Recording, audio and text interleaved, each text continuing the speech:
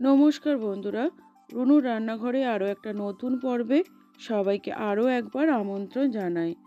আজ আমি আপনাদের সাথে শেয়ার করব সামার স্পেশাল একটি ড্রিঙ্কস রেসিপি। এটি বাড়িতে থাকা উপকরণ দিয়ে খুব কম সময়ে খুব কম খরচেই বানিয়ে নেওয়া যায়। এটি আপনারা বাড়িতে আসা অতিথি থেকে শুরু করে বাড়ির সকলের সাথে পরিবেশন করতে পারেন।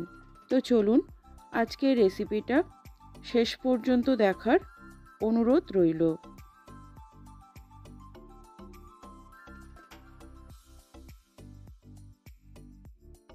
রেসিপিটি বানানোর জন্য আমি এখানে নিয়েছি একটা বড় সাইজের অ্যালুমিনিয়ামের হাঁড়ি।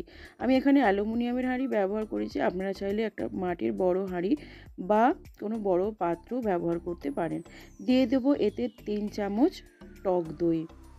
আমি এখানে ঘরে পাতা টক দই ব্যবহার করেছি, আপনারা চাইলে বাজারের কেনা টক দইও কিন্তু এটা বানাতে পারেন। দিয়ে দিলাম 2 টেবিল স্পুন চিনি। আমি যেহেতু এটা টক দই বানিয়েছি তাই একটু চিনির পরিমাণটা বেশি দিলাম।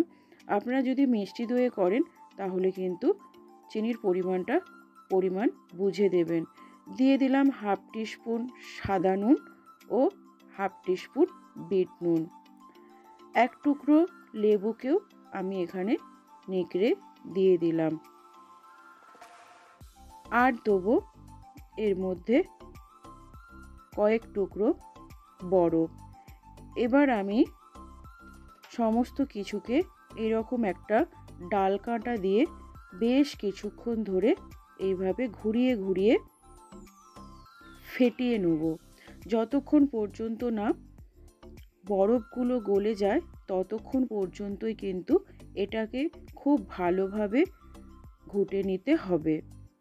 দেখুন, সবার বাড়িতেই কিন্তু এই রকম ডাল কাঁটা থাকে, তো এই রকম একটা ডাল কাঁটা দিয়ে কিন্তু এটাকে খুব ভালোভাবে ঘুটে নিতে হবে।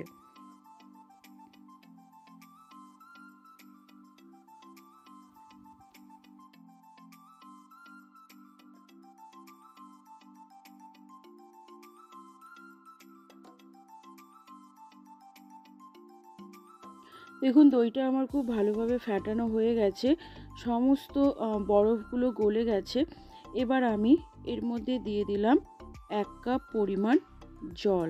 জলটা দেওয়ার পরও আরও প্রায় 5 থেকে 7 মিনিট এটাকে খুব ভালোভাবে ফেটিয়ে নেব। ঘোলের ফেটানো যত ভালো হবে ঘোলের স্বাদ কিন্তু ততটাই ভালো হবে।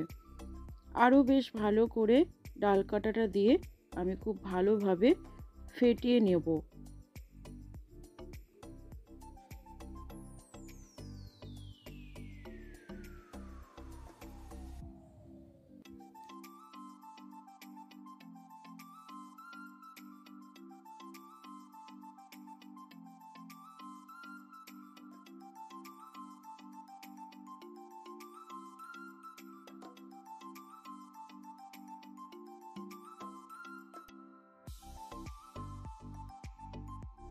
এই ঘোল খেতেও যতটা সুস্বাদু, গরমকালে স্বাস্থ্যের জন্য কিন্তু ভীষণ উপকারী।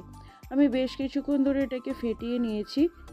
যখন ঘোলের ওপরে এরকম ফেনা উঠে আসবে তখন বুঝতে হবে আপনার ফেটানোটা একদম ঠিকঠাক হয়েছে। এইভাবে গরমের দুপুরে বাড়ির সবাইয়ের সাথে ঘোল বানিয়ে পরিবেশন করুন, আশা করি সকলের খুব ভালো লাগবে। আজকের রেসিপি আপনাদের কেমন লেগেছে কমেন্ট বক্সে কমেন্ট করে জানাতে ভুলবেন না।